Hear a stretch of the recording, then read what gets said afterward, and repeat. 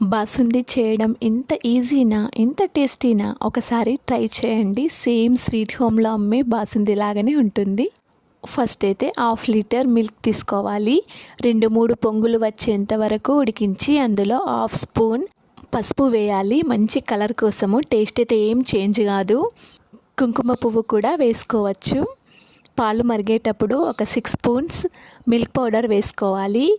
అట్లనే 1/2 కప్ పిస్తా, 1/2 కప్ బాదం తురుము వేసుకోవాలి. మంచిగా మరిగించాలి, కలుపుతూనే ఉండాలి.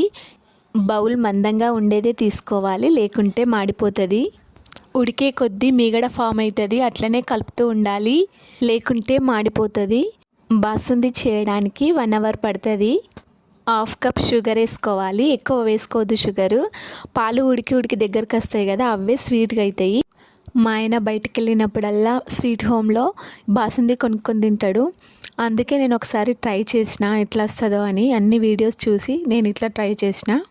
సేమ్ అట్లనే ఉంది టేస్ట్ అయితే.